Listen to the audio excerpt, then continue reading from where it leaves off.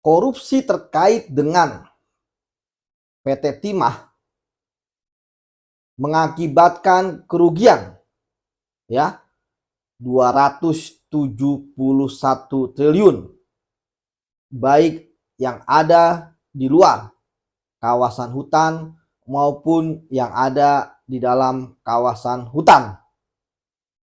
Termasuk ya 3 faktor: kerugian ekologis, kerugian ekonomi lingkungan, dan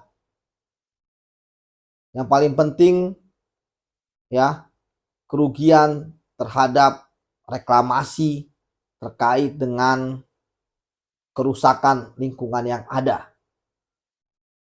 Dan ahlinya sudah menyatakan bahwa mereka mempunyai metode, dan ini pun diamini oleh Kejaksaan Agung.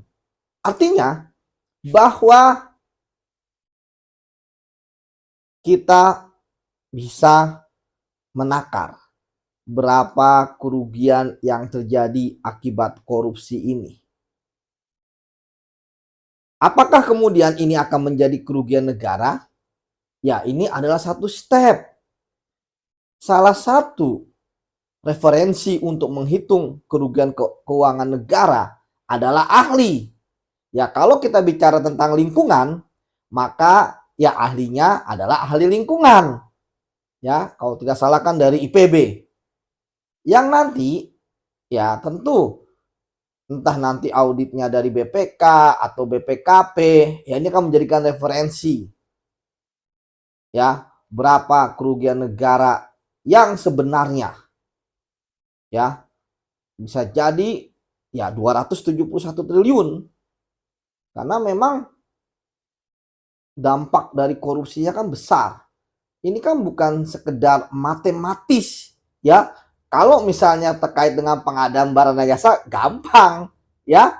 Tinggal apa namanya, proyeknya berapa, kemudian barangnya berapa, speknya gimana, jika under spek seperti apa, atau kalaupun ya ternyata fiktif proyeknya, ya tinggal di total loss, ataupun ada yang penting ngada-ngada gitu ya, yang penting kelihatan ada tapi ternyata tidak bisa digunakan, ya tetap total loss. Jadi begitu banyak metodenya ya. Intinya korupsi harus diberantas ya.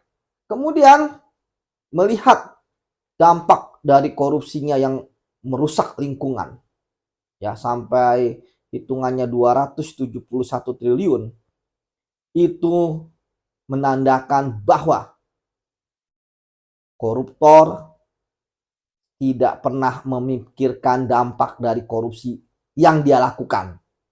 Mungkin dia hanya menerima 20 miliar, 40 miliar, 60 miliar yang ya hukum kita masih mengatakan bahwa secara normatif mereka hanya mengembalikan uang pengganti apa yang diperolehnya.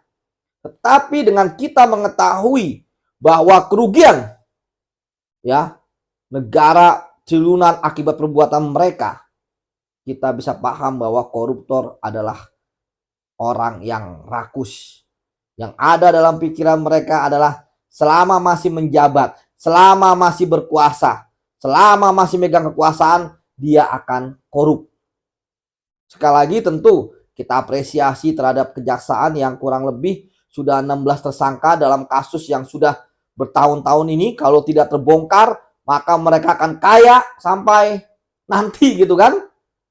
Tapi terbongkar, setidaknya kasus korupsi ini bisa berhenti ya. Dan kita tahu berbagai macam latar belakang dari sekitar 16 orang yang menjadi tersangka itu ya, mulai dari ada yang dari PT Timah, pengusaha ya, orang yang mengelola keuangan ya. Dan kita berharap bahwa proses ini ya tentu terus berlanjut ya untuk menemukan tersangka yang lain, dan juga ada pencucian uang, dan yang paling penting adalah aset recovery ya, pemulihan aset dari kasus korupsi yang terjadi ini. Demikian Salam anti korupsi.